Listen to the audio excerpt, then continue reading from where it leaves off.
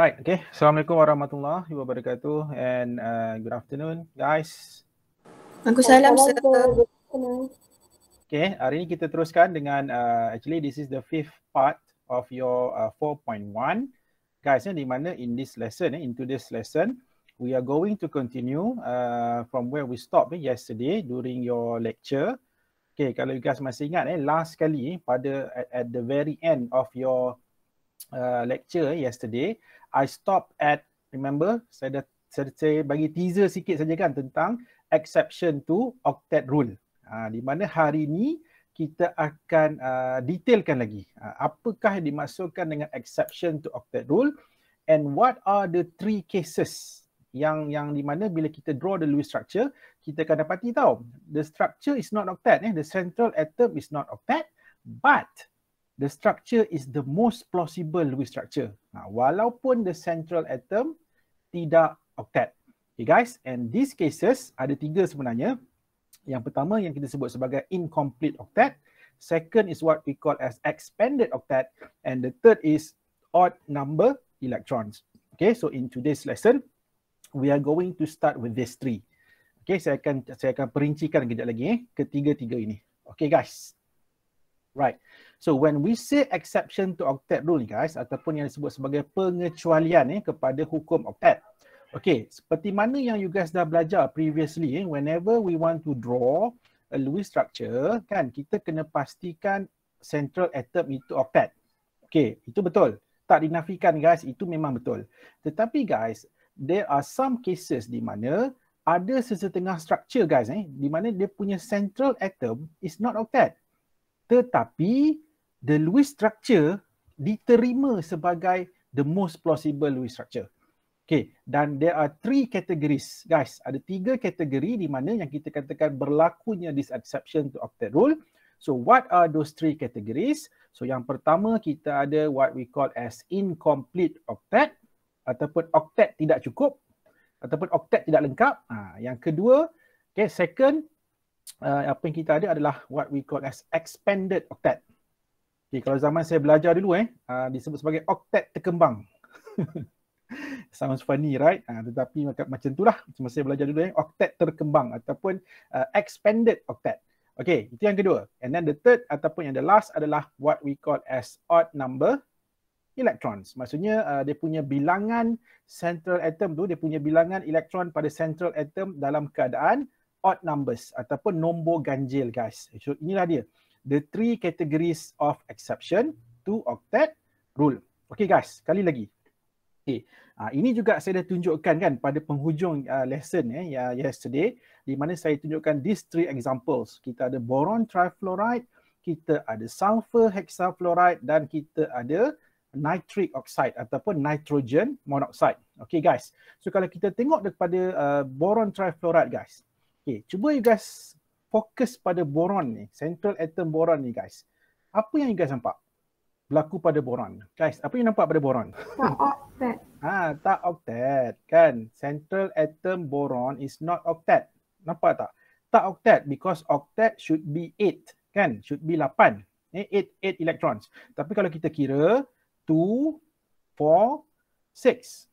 Maksudnya around ataupun kita katakan dalam this Lewis structure of BF3 ni guys, boron trifluoride ni, the central atom boron is not octet. Maksudnya dia tak cukup. Sepatutnya octet should be 8, tetapi instead of 8, dia cuma ada 6 elektron sahaja. Guys, so inilah case di mana yang kita sebut sebagai incomplete octet. Okay, ni saya tunjukkan contoh dulu After this, I'm going to explain in detail each of these categories. Okay guys, ini yang pertama, what we call as incomplete octet. Okay, the second structure, kita tengok pula sulfur hexafluoride guys. Okay, kali ni apa obviously yang you nampak pada sulfur? Guys, what do you guys see? Obviously, yang terang-terang you nampak apa kat sini? Cuba tengok sulfur ni guys. Apa you nampak? Terlebih. Apa yang terlebih? Apa yang terlebih? Valence elektron. Okay, elektron apa? Elektron maksudnya sulfur dia it is also not octet kan? Dia juga tak octet, tetapi dalam kes ini sulfur terlebih dia punya octet kan, because octet should be 8. And guys, let's count this together kan. Kita ada berapa ni kat sulfur? 2, 4, 6, 8, 10, 12. Nampak tak? Maksudnya sulfur ada 12 electrons guys. Bukankah sepatutnya octet should be 8? But instead of 8, sulfur in sulfur hexafluoride ni, dia ada 12 electrons guys. 12. Maksudnya lebih daripada octet. So in this case, ini yang kita sebut sebagai expanded octet. Okay, expanded. Expand lah kan. Expand means dia dah kembangkan kan. Dia punya octet tu. Daripada instead of 8, dia dah kembangkan kepada more than 8. Dalam case expanded octet ni guys, dia boleh jadi 10, dia boleh jadi 12 electrons. Bergantunglah kepada apakah central atom tersebut and apakah the whole molecule tu apa. Okay, ini yang kedua guys. Okay, and the third structure, kalau you guys tengok yang bawah ni, nitric oxide. Okay, cuba kita check sama-sama. Okay, now let's look at oxygen. Guys, cuba kita kira berapa bilangan elektron pada oksigen. Kita ada 2, 4, 6, 8. So oxygen, no problem. Oxygen is octet guys. Okay, oxygen octet. Okay, now let's look at nitrogen. Guys, cuba tengok dekat nitrogen. Cuba you guys kira ada berapa elektron dekat nitrogen ni. How many electrons?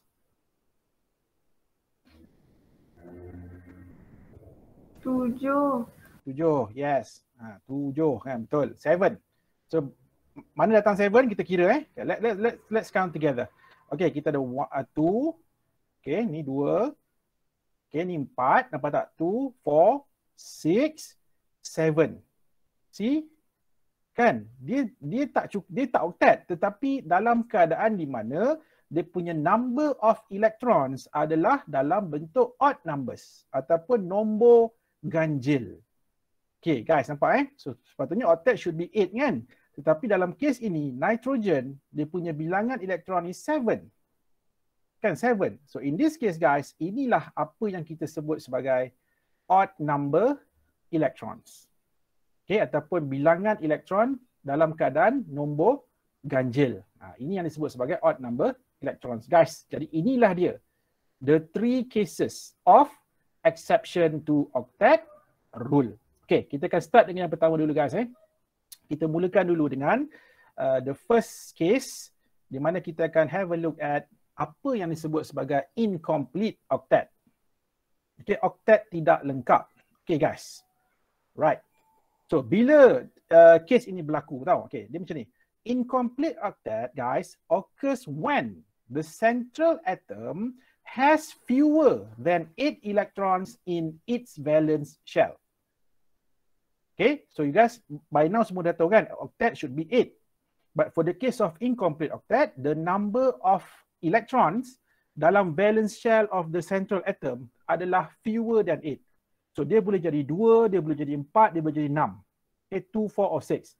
Because octet should be 8 kan, tetapi dia akan berkurangan, tetapi dia punya berkurangan itu guys dalam bentuk nombor genap tau. Boleh jadi 4, boleh jadi 6. Maksud itu yang tak cukup. Okay, so dan seterusnya guys, sekarang saya nak ceritakan pula which atom kalau dia jadi central atom akan berlaku case yang kita sebut sebagai incomplete octet ni. Okay guys, dia macam ni. Normally guys, normally elements in group 2 and 13. Group 2, group 13, okay, dan kalau kita nak lebih ni lagi in second period, in the second period. Okay, these elements dia ada tendency untuk berlaku these cases ataupun kita sebut sebagai incomplete octet ini guys. Okay, kenapa? Maybe you can tanya kenapa? Okay, because elements yang came from second second group ataupun group 2 ataupun group 13 ni guys, ataupun yang berada dalam second period ini, dia mempunyai low metallic properties. Faham kan apa maksud low metallic properties? Maksudnya dia punya sifat logam dia adalah rendah. Dia rendah. So bila dia punya metallic property itu berkurangan, maksudnya these elements guys, dia tak ada tendensi untuk donate electrons. Tetapi dia lebih cenderung untuk share ataupun dia cenderung untuk terima electrons through sharing of electrons. So that's why normally guys, untuk case di mana yang melibatkan incomplete octet ini, dia akan berlaku pada group elements from group 2, group 13 of the second period. Okay, Cuma guys, untuk your syllabus ni, kan? Untuk syllabus you all ni, ada 3 elements yang biasanya yang you guys akan jumpa di mana akan berlakunya what we call as incomplete octet. So what are those 3 elements? Kita ada beryllium and aluminium, di mana both of these adalah metals.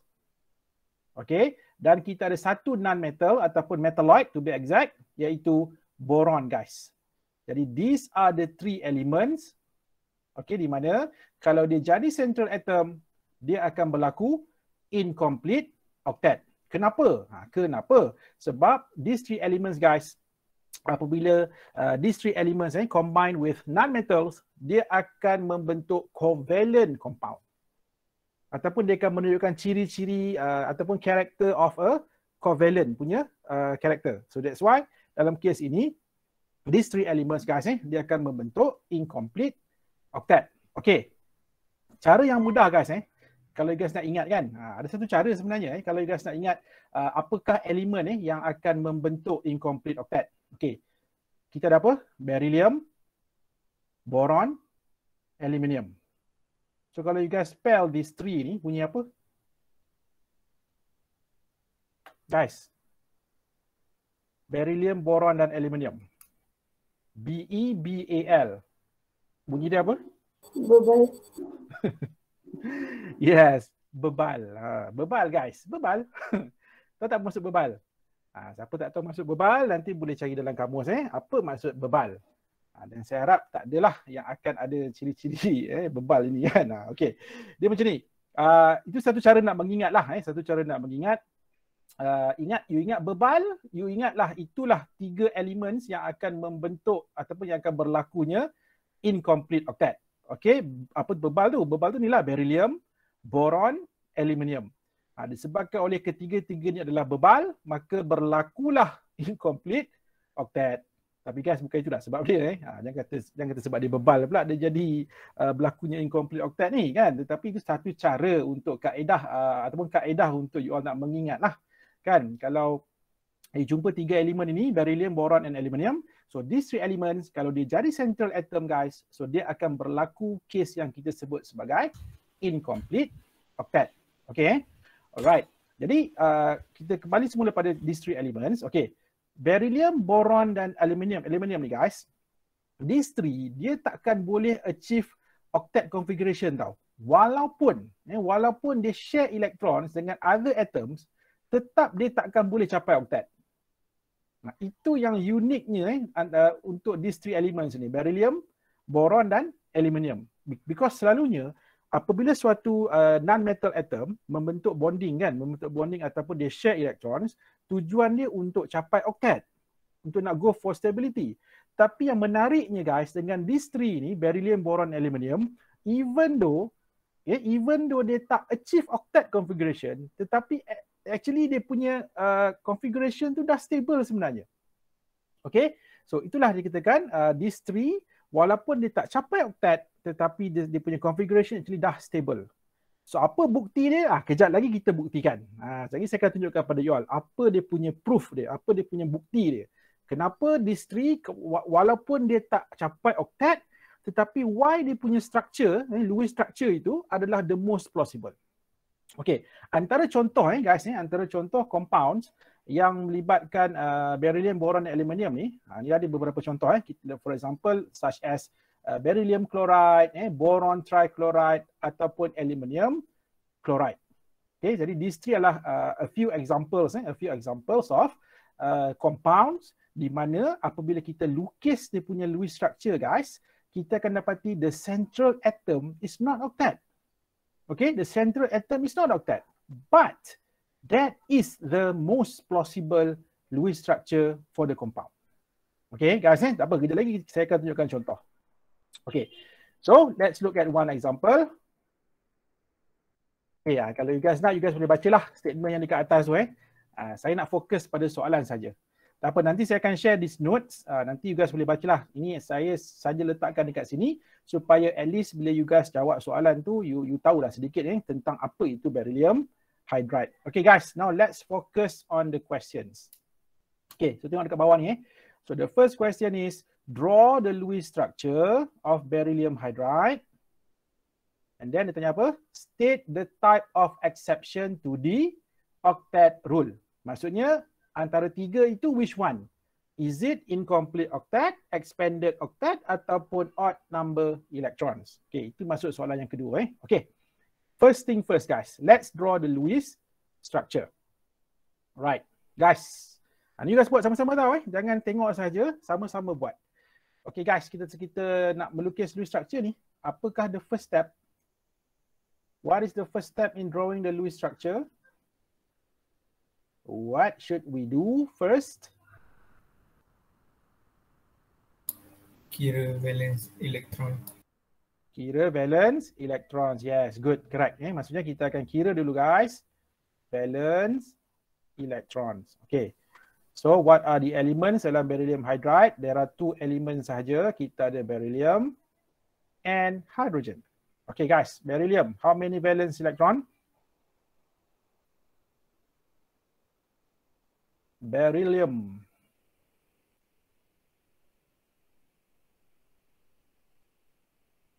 Beryllium. Guys, beryllium. 2. 2, okay. 2 valence electron, betul? 2.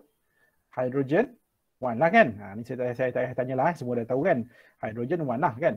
Okay, and since there are 2 hydrogen atoms di dalam beryllium hydride, so 1 times 2 lah, 1 kali 2, darab 2. So total 2, jadi all together the total number of valence electrons 2 plus 2 adalah 4 electrons. Okay guys, ingat, this is the first step in drawing any Lewis structure. Regardless of whether dia adalah molekul ataupun polyatomic ions, guys, inilah dia punya langkah pertama. Jangan buat benda lain dulu, kira ini dulu guys. Okay, alright, this is the first step. Done, settle. Okay, kita tengok pula the second step. So the second step guys, what should we do next? Decide who is the central atom. Pardon? Ulang balik, saya tak apa jelas. Tak dengar sangat. Decide which one is the central atom. Okay, right. So which one? Which one is it? Which one is going to be the central atom? Is it beryllium or hydrogen? Beryllium. Okay, why did you choose beryllium? Kenapa beryllium? Ni kita ulang kaji balik apa yang you guys dah belajar sebelum ni. Kenapa More electronegative. Ya, ulang balik. More electronegative. Okay, more electronegative. Betul ke? Bukankah sepatutnya syarat untuk pemilihan central atom bukan it should be less electronegative ke untuk jadi central atom? Okay, tak apa. Okay, macam ni. Saya ulang balik sekali lagi. Hopefully kali ni semua akan lebih faham. Semua akan lebih jelas. Okay, guys, ingat. Betul. Dalam pemilihan ataupun whenever we want to decide kan between two atoms, okay, which one is going to be the central atom? We are going to look for atom which has lower electronegativity ataupun less electronegative. Okay guys, this is true. Okay, this is true sekiranya atoms involved tidak melibatkan hydrogen. Kan, tidak melibatkan hydrogen. Okay, tidak melibatkan hydrogen. Dalam kes beryllium hydride guys, ada hydrogen. Kalau kita tengok kan antara hydrogen dengan beryllium, yes, beryllium is more electronegative than hydrogen. But since we are talking about hydrogen guys, hydrogen ni H di mana dia cuma ada satu saja elektron ataupun kalau dia share untuk membentuk covalent bond, dia hanya boleh buat satu bonding saja guys. Satu bonding sahaja. So that's why guys, hydrogen. Hydrogen ingat tak kisahlah hydrogen ni terikat dengan apa pun guys, hydrogen cannot be assigned as central atom. No way. Kan, no way. Tak boleh. Okay, there is no any possible way untuk hydrogen jadi central. Okay, walaupun hydrogen adalah less electronegative compared to beryllium. So clear everyone That's the reason. Tapi kalau beryllium, contohnya beryllium dengan chlorine for example. Kan, itu betul. Kita akan compare in terms of electronegativity lah. Maksudnya beryllium adalah less electronegative than chlorine. Sebab itu beryllium jadi central atom, chlorine jadi surrounding kan. Tapi dalam kes ini, when it comes to molecules ataupun structures yang melibatkan hydrogen, ingat guys, hydrogen no, tak boleh jadi central atom. Okay? So I hope you guys are clear about this. Right. So betul lah. Siapa yang kata tadi beryllium central atom? Yes, you are correct. So beryllium sebagai central. So mana letak hydrogen? Suka hati you lah kan. Maksudnya letaklah mana-mana kan. Keliling kan. Yang penting mesti mengelilingi beryllium. Okay, so let's say saya letak one hydrogen on the left and the other hydrogen saya letak di sebelah kanan. Okay, this is the second step guys. Next, the next step. What is it? Come on. Add single bond. Okay. Saya nak tambah sikit. Bukan add single bond saja. Maksudnya kita always start dengan add single bond ataupun add single bond daripada central dengan surrounding. Okay. Right. So ingat guys, always begins dengan single bond dulu. Okay. So kita buat sama-sama Right. So kita buat satu bond here, one covalent bond here, one single bond here, and then another single bond here. Okay guys. So kita dah ada two single bonds right now. So two single bonds dah use up how many electrons? 4. 4 kan? Dah already use up 4 electrons guys. Dan guys, cuba kita check dalam account elektron ada berapa? Cuba check baki elektron, berapa elektron yang ada dalam account? Ada 4 kan? Ni, ada 4. So dah guna 4 kan? 4 electrons dah guna 4 elektron. So apa jadi? We have used up all of the electrons. Guys, habis. Clear. Kan? Clear. Tak ada baki langsung guys. Habis. Maksudnya tak ada elektron dah. Maksudnya bila tak ada elektron, so tak payahlah you nak fikir baki nak bagi dekat central ke tidak. Kan? So tak ada. Kan? Tak ada elektron. Okay. Dan jangan pula fikir, habis tu nanti macam mana nak buat double bond ke dengan, tak perlu guys. Sebab ini hydrogen guys. Hydrogen. Kan saya cakap tadi kan. Hydrogen hanya boleh buat satu bonding je guys. Satu saja. There is no such thing as hydrogen yang boleh buat double bond ataupun triple bond. Tak ada. Tak berlaku benda tu. Okay. Hydrogen boleh buat satu bond saja. So apa yang kita nampak dekat sini guys? Inilah dia. Kan? Inilah dia Lewis structure bagi beryllium hydride. Okay. Saya tahu mungkinlah ada yang akan tanya, tak octet tu? Inilah yang kita bincang hari ni guys. Yang disebut sebagai apa? Incomplete octet. Okey, sekarang kita tengok kenapa. Kita tengok kenapa beryllium walaupun tak octet tetapi why this structure is the most plausible Lewis structure. Okey guys, ingat lagi tak? Apabila kita nak decide when we want to decide which structure is the most plausible Lewis structure, kita akan based on the concept of apa guys? Formal charge. Yes, good. Kita akan kira formal charge. Okey, sekarang semua orang cuba kira formal charge. Okey, ingat lagi tak formula nak kira formal charge? Okey, kan saya dah ajar kan yang paling simple cara nak mengingat formula untuk nak kira formal charge yang paling senang macam ni. Number of valence electrons minus number of dots minus number of line. Okey, cuba you guys tengok dekat hydrogen. Okey, hydrogen ni kan. Hydrogen berapa valence? 1 kan? Okay, ada berapa dots around H? Is there any dot? Ada apa-apa dots tak? Ada berapa elektron tak? Ada kan? So 0. And ada berapa line? Berapa line? Line ni represent bonding lah. 1 kan? Ada satu bonding ataupun satu line. So 1 minus 0 minus 1. Total berapa? 0.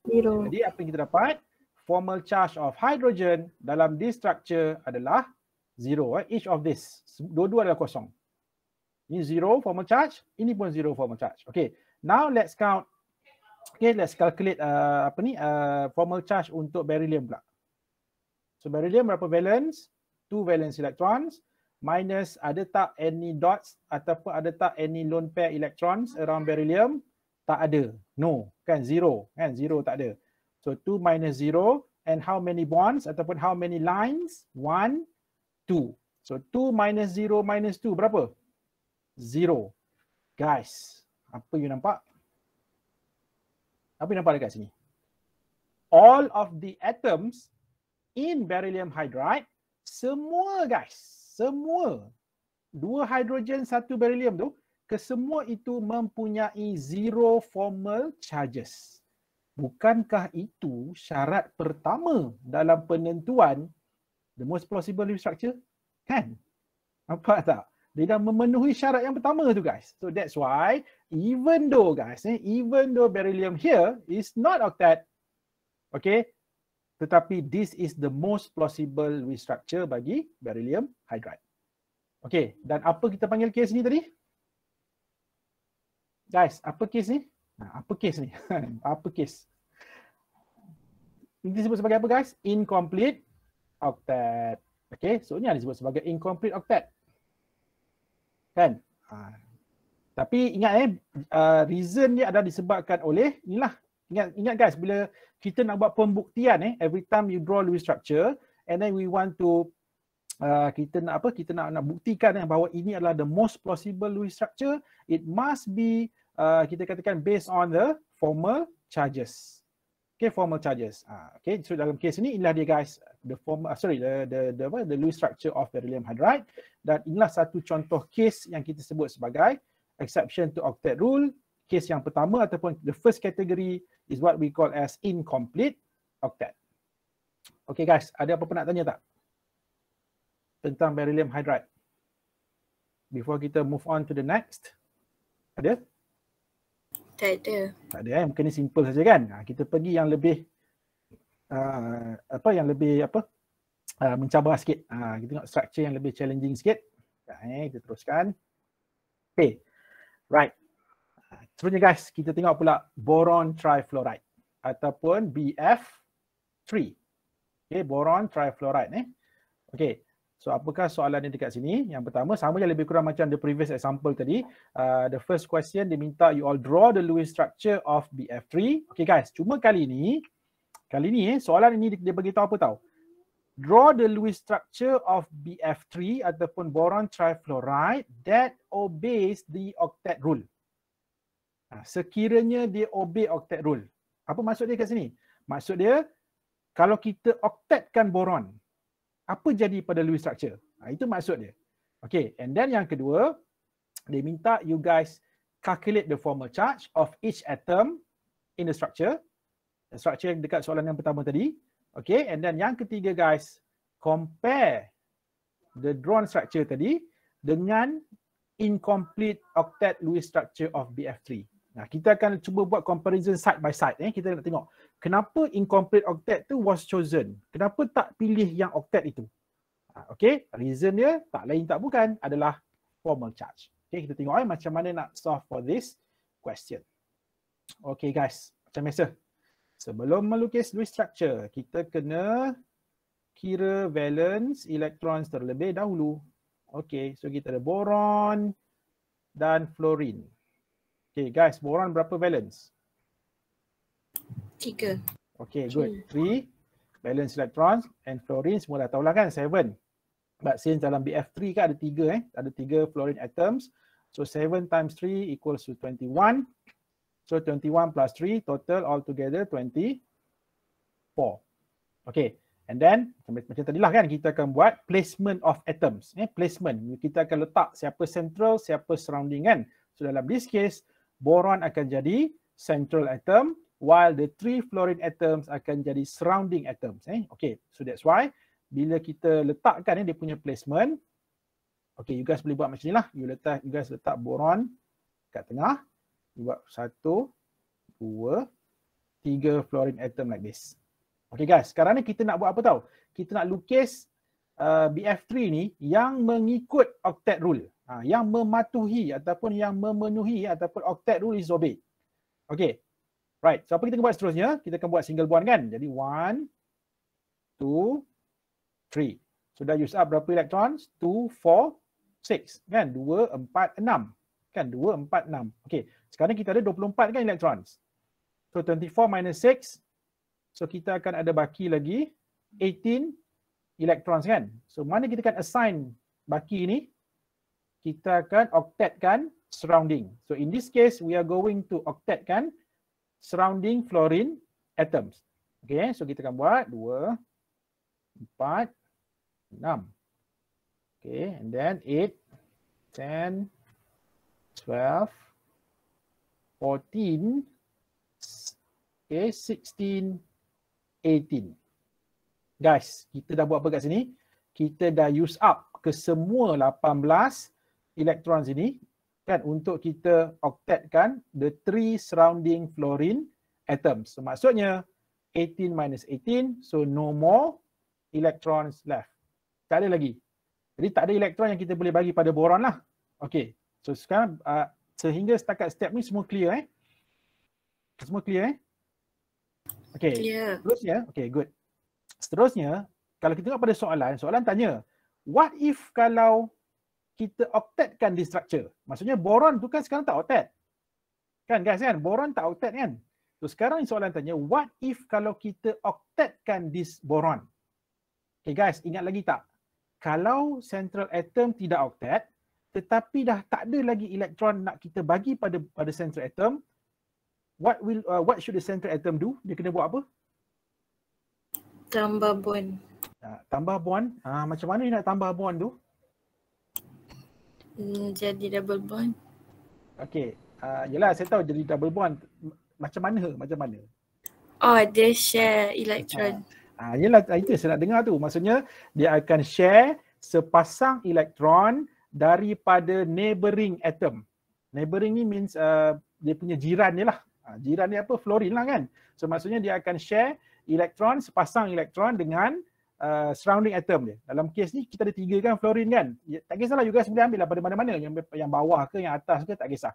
So katakanlah contohnya guys they share dengan this fluorine atom. So this fluorine atom, they share a pair of electron, okay, dengan this boron. Okay, nampak? Dia jadi macam ni lah. Dan kalau kita check kan, semua ni adalah 24 elektron. Cuba kita check sama-sama. 2, 4, 6, 8, 10, 12, 14, 16, 18, 20, 24. Nampak Cukup 24 electrons. Maksudnya masih lagi bilangan elektron itu cukup. Okay, sekarang kita ada suatu structure di mana boron itu adalah octet. But the question here is, adakah ini the most plausible Lewis structure bagi BF3? Okay, tak apa guys. Kita put aside dulu this structure. Okay, sekarang ni apa saya nak buat? Apa kita nak buat? Kita lukis satu lagi structure sekiranya berlaku incomplete octet. Okay, kita tengok kita buat comparison side by side. Okay, kalau dia berlaku incomplete octet, yang tadi itulah sebelum kita octetkan boron kan. Sebelum kita octetkan boron, the structure is like this. Kan? Ini kalau kita tak octetkan boron. Okay. Dan sekarang you guys by now semua dah tahu boron bebal tak? Guys, boron bebal ke tak bebal? Boron termasuk dalam bebal tu kan? Beryllium, boron, aluminium. Jadi boron termasuk dalam geng bebal tu. Geng bebal Okay. So maksudnya boron dia ada kecenderungan untuk berlaku incomplete octet. And apa bukti dia, apa hujah dia adalah formal charges. Sekarang guys, cuba kita buat pembuktian menggunakan formal charge. Kita cuba kita buat sama-sama Okey, jap saya nak tukar color dulu. Kita nak kira formal charge itu sama-sama. Okey, right. Okey, kita kira ni dulu guys. Kita kira formal charge untuk boron yang octet dulu. Kan, boron yang octet. Okay, so first let's calculate the formal charge untuk this fluorine atom. Okay guys, cuba kita kira sama-sama ni. 7 minus 6 minus 1. Berapa? 7 minus 6 minus 1. 0 lah kan? 0. So ini pun sama, 0. Nampak? So, tapi kalau this fluorine pula, kalau kita kira formal charge dia, 7 minus 4 minus 2. Berapa guys? Plus 1. Kan? 7 minus 4 minus 2 plus 1. Okay, now let's look at boron. So kalau boron octet guys, nampak kalau boron octet, cuba kita kira formal charge dia. Okay, boron kita tahu 3 valence electrons, 3. So 3 minus 0 minus 4. Berapa? Negative 1. Kita dapat negative 1. Okay. Sekarang ni guys, cuba you guys total up. Totalkan semua charge, formal charge ni. 0 plus minus 1 plus 0 plus 1. Berapa? 0 kan? Okay, betul. Total charge, total formal charge adalah kosong. 0 sebab BF3 is a molecule. Remember before this saya dah bagi tahu kan? Kalau kita total up ke semua formal charges of each atom dalam suatu structure, dia akan sama dengan the total charge of the whole structure. Contohnya kalau it is a molecule, neutral. So neutral means no charge, 0 dia punya charge. Sebab dalam case ni guys, kalau kita total up, dia akan jadi kosong. Tetapi setiap atom di dalam BF3 yang structure pertama ni, tak semuanya kosong formal charge. Itu you kena faham. Formal charge dengan total charge adalah dua benda yang berbeza. Okay, so sekarang ni formal charge ada nilai. Contohnya ada satu fluorine ada plus 1, ada satu boron minus 1. Okay, ini the first structure. Okay, now let's look at kalau boron trifluoride ni, dia punya boron itu adalah incomplete octet. Guys, cuba kita kira pula. Formal charge ni kan. Ni 2, 4, 6, 7 minus 6 minus 1, you guys akan dapat ini 0. So ini pun 0. See, dah 2 kosong dah ni. Okay, 0, guys, dah 3 kosong dah ni kan. And then, ni, boron ni berapa guys punya formal charge dia? 3 minus 0 minus 3. 3 minus 0 minus 3 berapa? 0. Oh, nampak tak 0? Guys, jadi kalau kita compare kan, structure 1, structure 2, mana satu the most plausible Lewis structure? Which one? 2. Yes, structure 2 sebab apa? Sebab apa? Ingat lagi tak 3 syarat tu? Kan, 3 syarat dalam menentukan which structure adalah the most plausible Lewis structure. The first requirement apa? The first requirement dia adalah dalam structure tersebut, all of the atoms have 0 formal charges. Now let's look at the second structure here. Nampak? Semua atom dia kosong guys, formal charge 0, 0, 0, 0. Cuba kita compare dengan kalau dia ikut octet. Kalau dia apa, obey octet rule. Kalau if octet rule is obeyed, kita akan dapati ada 2 atoms di dalam the structure yang tidak kosong dia punya formal charge. So dalam case ini, mana the most plausible? Of course, the second structure is the most plausible Lewis structure. Jadi apa maksudnya kat sini guys? So inilah yang kita katakan berlakunya exception to octet rule. Because even though boron in this structure is not octet, tetapi in terms of the formal charges, this structure has all of the punya atoms, all of the atoms di dalam the structure semuanya mempunyai 0 formal charges. Okay, so that's why this second structure ini guys dipilih sebagai the most plausible Lewis structure. Dan apakah exception dia? Incomplete octet. Okay guys So sebab itulah guys, dia macam ni tau. Every time guys, every time kalau you guys draw Lewis structure, tak kisahlah you guys draw Lewis structure untuk molecule ke ataupun you guys draw Lewis structure untuk polyatomic ion ke kan. Mula-mula sekali you guys kena check tengok. Ada tak possibility untuk the structure mempunyai more than one possible Lewis structure? Kalau ada, so maksudnya you guys kena pilih lah later on kan. Later on barulah kita pilih antara kesemua possible Lewis structures tersebut, which structure is the most plausible Lewis structure. Okay? Alright. So ini contoh yang kita ni untuk boron trifluoride. Okay guys, kita teruskan. Ini tak apalah, ni benda yang sama je lah. Cuma saya dah explain tadi. Okay, kita teruslah pergi kepada, saya nak terus pergi kepada apa ni guys, you punya soalan tutorial. Okay, so kita buat sedikit latihan petang ni. Okay, so kita dah bincang water dan, okay, water kita dah bincang sebelum ini. carbon dioxide pun kita dah bincang kan dalam yesterday's lecture. Saya dah tunjukkan macam mana nak melukis restructure untuk carbon dioxide. Now let's look at macam nak draw BCl3.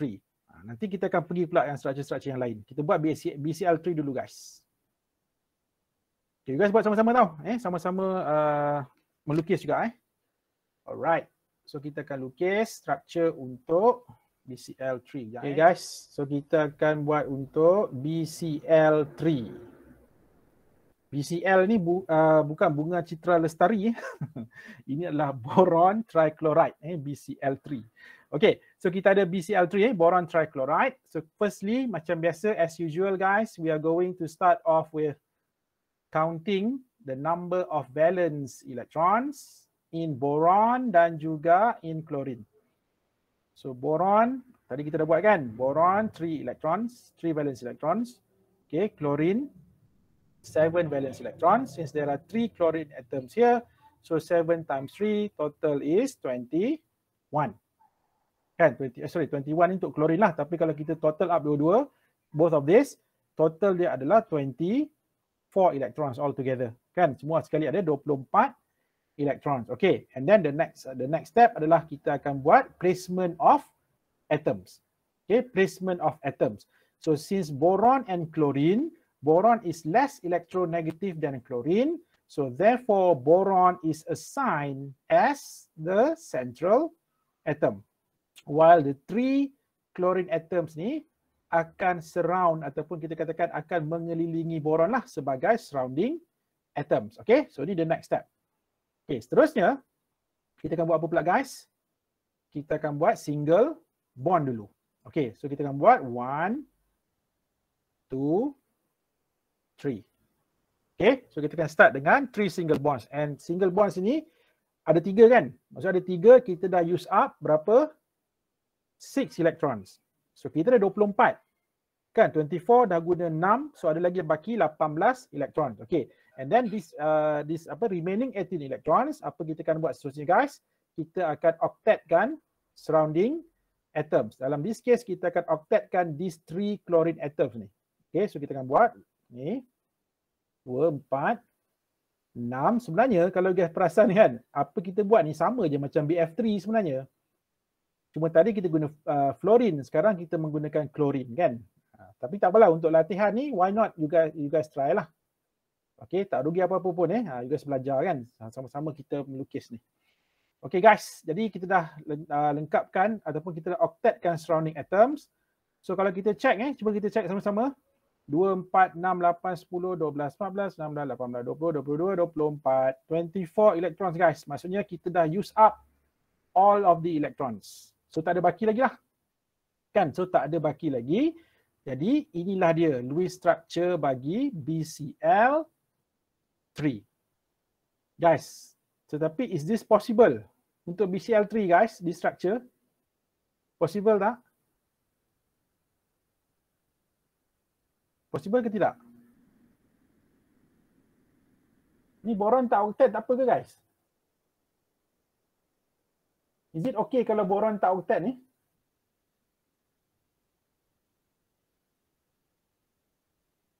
Macam mana?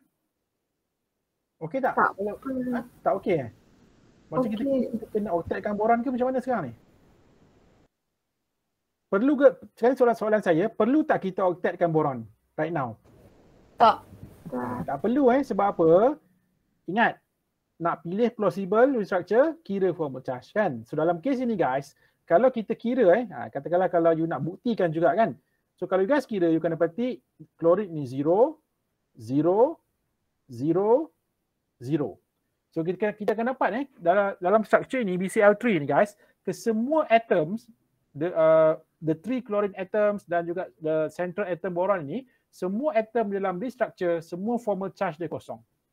So therefore guys, inilah dia the most plausible Lewis structure bagi BCl3. Dan apakah type of exception tadi? Inilah kita yang kita tengah bincang ni kan. Ini yang disebut sebagai incomplete octet guys. Okay, nampak tak? Walaupun boron, boron is not octet, tetapi this structure is the most plausible Lewis structure bagi boron trichloride. Okay, kalau you guys nak, you guys boleh cubalah. Cuba you guys lukis satu lagi structure. Tetapi itu boron itu octet. Cuba kita, lepas tu cuba you guys buat comparison side by side tengok. Kenapa kita pilih yang ini juga? Kenapa yang tak octet tu juga menjadi pilihan kita? Reason sebab formal charge tadi guys.